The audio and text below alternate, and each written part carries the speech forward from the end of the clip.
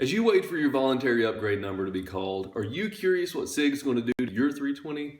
I just got mine back from FedEx. Let's go unbox it and take a look.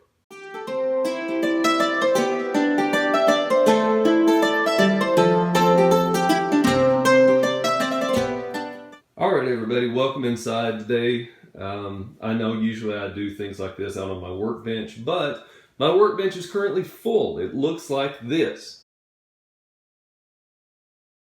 The reason being is we've got a new Ninja Warrior course project coming for you. Hopefully we'll be building that shortly and getting the video posted.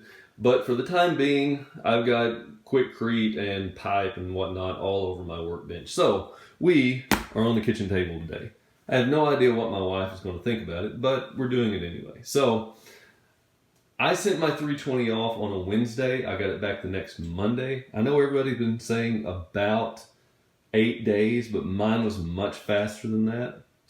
I have not opened it. As you can see, I've opened the box just to make sure it was in there, which it is.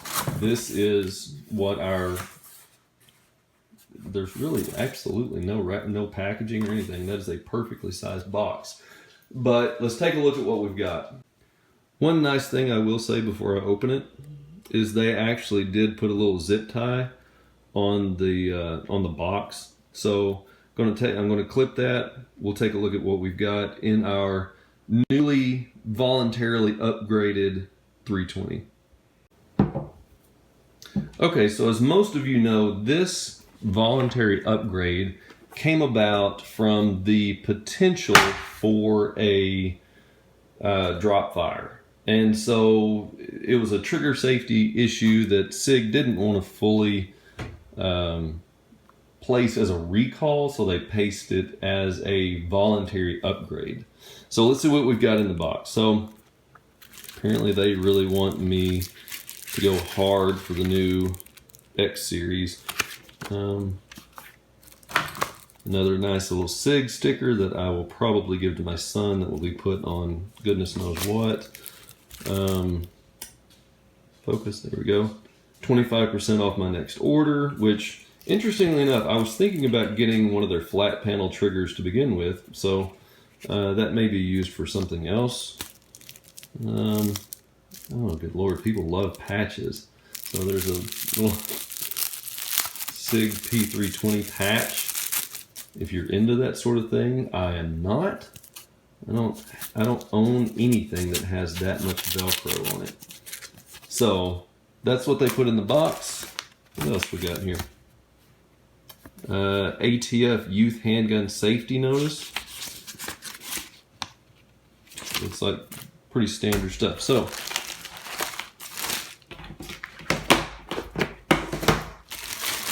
here is my new / old 320. Oh, I can already tell the trigger's different. Sorry, I keep getting you out of frame there. So let's see what we've got. There we go. So slide lock. That's it. Everything looks pretty standard. But I will say, one of the things that I have noticed, the trigger is much, much thinner.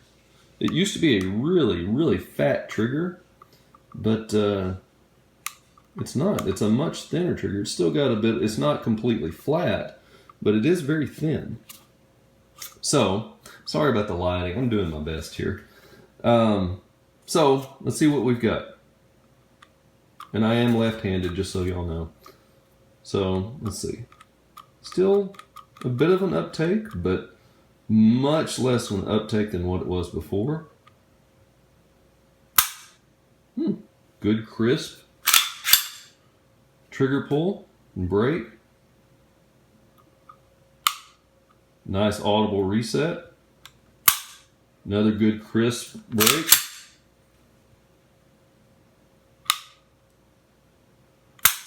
Again, so far I am very impressed. One of the things that I didn't really like about the previous generation trigger, well, not generation, but the previous trigger that was on it, was it had a long pull on that uptake, but as you can see, pretty short uptake and then very crisp break. which isn't that what we really all want, is a short uptake and a crisp break. And I will say, even though it's very audible, it's a very tactile reset as well. I'm very impressed. So let's take a look and see what it looks like on the inside. So we'll do our takedown.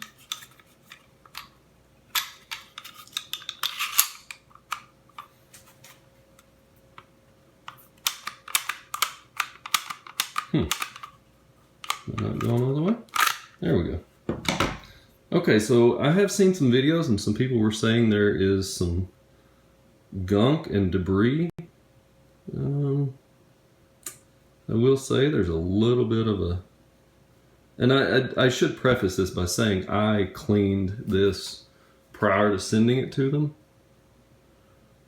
So as you can see, there's a little bit of a ride, a little bit of a wear right there. But all in all, I would say it's pretty clean. Oops. Sorry, we live in an old house. Things aren't level. So, barrel. Still got a little bit of the ballast all that I put on there. But I don't really see, looks like they machined a little bit right there, but I don't really see much in our slide that's different. And, I don't really see much in the trigger mechanism that's different either. And that works basically exactly the same way as it did before.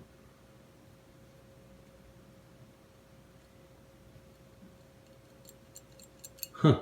Interesting. I will have to look more into this and maybe post a second video, but this is my initial unboxing. And pretty much everything looks very similar. I don't see any real major recognizable differences. That might be a little more prominent. I don't know. It's hard to tell. But anyway, that's what we've got. So that is the main upgrade for your 320. And again, this is an early one. I'm an early adopter when it comes to stuff like this sometimes. So, I'm not just real happy with that. There we go.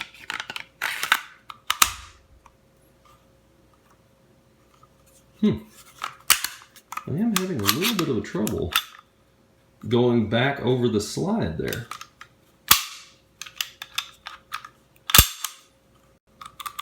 So let's see, I know some people were talking about a little bit of a slide creep. I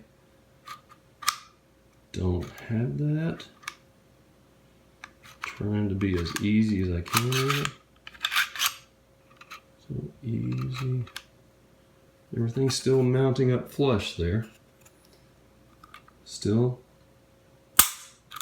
Again, nice trigger pull. Let's try the disassembly again. I will say the disassembly is noticeable. So what's up with that? So I have to actually physically push it off of there.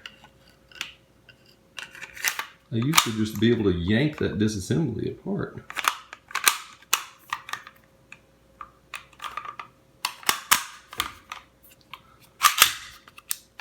So, I gotta say, the trigger's great, but the disassembly I'm a little worried about. Let me show you what we've got here. So, there's something weird about, I don't know if it's the trigger mechanism or these back rails or what. See, again, we're not going on there very well.